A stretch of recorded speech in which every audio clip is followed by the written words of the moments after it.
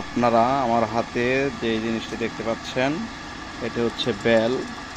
Bell, ছোট bell শুকিয়ে একদম মুচমুচে তৈরি করা হয়েছে। দেখেন, এটা ধরলে এই যে দেখেন ভেঙে গেছে, এই যে ভেঙে যায়। এতটাই মুচমুচে হয়েছে যে এটা একেবারে ভেঙে যাবে।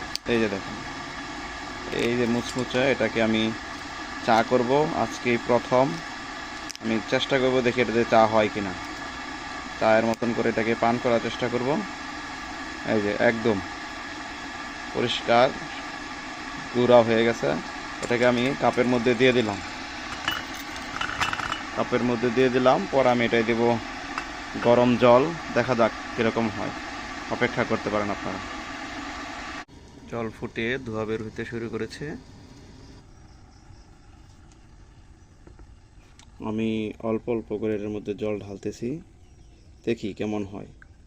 আজকেই প্রথম বেলের চা, দেখি রঙটা কেমন হয়, এর স্বাদটা কেমন হয় আমি অবশ্যই আপনাদেরকে জানাবো।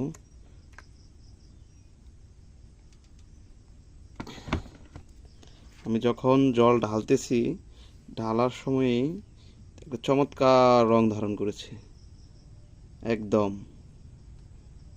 এখন আমি এটার সাথে প্রয়োজন মতো আমি দেখি একটু আদা দিয়ে দিলাম।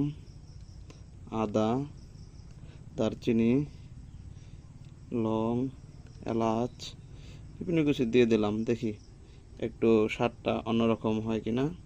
এর সাথে বেল, এর সাথে আমি একটু নাড়া দিয়ে দিই। আমি কোনো রকম চিনি দেবো না এটার সাথে, একেবারে সুগার ফ্রি যেটাকে বলা হয়। আমি এটা তৈরি করতে চাচ্ছি, আমি এই জায়গায় কোনো চিনি ব্যবহার করব না।